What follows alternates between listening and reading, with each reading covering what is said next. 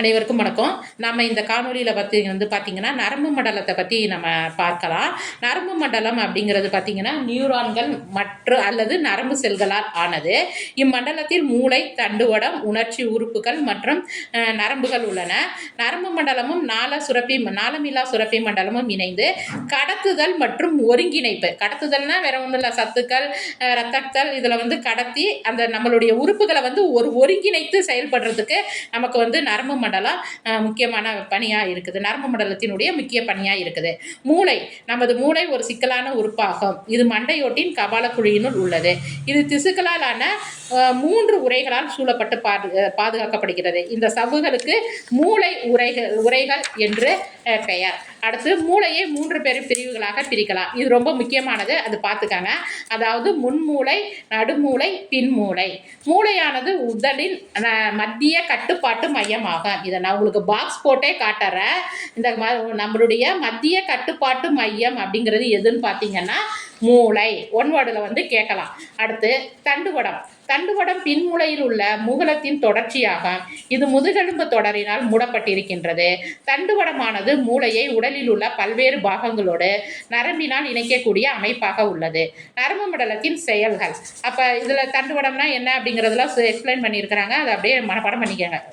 நரம்பு மண்டலத்தின் செயல்கள். உணர்ச்சி உள்ளீடு. உணர்வு உறுப்புகளிலிருந்து சமிக்கைகள்னா வேற ஒன்றும் இல்லை, நம்மளுடைய உணர்வுகளை தான் சமிக்கைகள். ஒருங்கிணைப்பு. உணர்ச்சி சமிக்கைகளை ஒருங்கிணைத்து வெளிப்பாடுகளை உருவாக்குதல் மற்றும் பதில்களை உருவாக்குதல். செயல் வெளிப்பாடு. மூளை மற்றும் தண்டுவடத்திலிருந்து சமிக்கைகளை செயல்படும் உறுப்புகளாகிய தசை மற்றும் சுரப்பி செல்லுகளுக்கு கடத்துதல். உணர்வு உறுப்புகள். அடுத்து பார்த்தீங்கன்னா இப்போ நரம்பு மண்டலத்தின் செயல்கள் 3ஆக பிரிச்சுக்கிட்டோம். என்னன்னு பார்த்தீங்கன்னா உணர்ச்சி உள்ளீடு, ஒருங்கிணைப்பு, செயல் வெளிப்பாடு. முதல்ல நம்மளுடைய உணர்ச்சியை உள்ள வாங்கிக்கணும், அந்த உணர்ச்சிகளை ஒருங்கிணைக்கணும், அப்புறம் அதை வெளிப்படுத்தணும். 3ஆ பிரிச்சுக்கிருக்காங்க. அடுத்து உணர்வு உறுப்புகள். இந்த உணர்வு உறுப்புகள் எதன் மூலமாக இந்த உணர்ச்சிகள் எதன் மூலமாக வெளிப்படுதோ அதைத்தான் நம்ம என்னன்னு சொல்றோம், உணர்வு உறுப்புகள். உணர்வு உறுப்புகள் வெளி உலகின் சாளரங்கள் ஆகும். நமது உடலில் 5 உணர்வு உறுப்புகள் உள்ளன. அவை கண்கள், காதுகள், மூக்கு, நாக்கு மற்றும் தோல் ஆகும். கண்கள் 3 பகுதிகளை கொண்டுள்ளது. அவை கார்னியா, ஐரிஷ் மற்றும் கண்மணி, அதாவது பீப்பிள். இதை நல்லா புரிஞ்சுக்கோங்க. கண்களில் 3 இது இருக்குது, இது கேட்கலாம். கார்னியா, ஐரிஷ் மற்றும் கண்மணி. செவிகள் நாம் நடக்கும்போதும் ஓடும்போதும் மலையில் ஏறும்போதும் நமது உடலை சமநிலையில் வைத்திருக்க உதவுகின்றது. செவியானது 3 பகுதிகள்.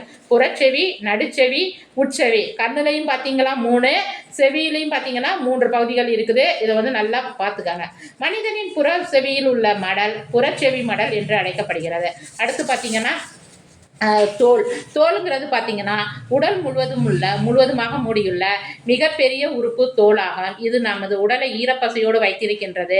சரியான உடல் வெப்பநிலையை ஒழுங்குபடுத்தி வைக்கிறது. இதில் நம்ம நரம்பு மண்டலம் தொடர்பான பல செய்திகளை பார்த்தா அதை எக்ஸ்பிளைன் பண்ணியும் சொல்லியிருக்கிறேன், பார்த்துக்கங்க. அதனுடைய அதாவது இந்த மூளையினுடைய 3 வகை, அந்த மத்திய கட்டுப்பாட்டு மையம், அப்புறம் அந்த கண்களில் உள்ள 3 பகுதிகள், அது எல்லாத்தையும் கொஞ்சம் எல்லாரும் என்ன பண்ணிக்கோங்க, கட்டாயம் அப்படியே கேட்டால் டக்குன்னு சொல்கிற அளவுக்கு நாங்கள் நல்லா மனப்பாடம் பண்ணி வச்சுக்கோங்க இது எல்லாத்தையுமே.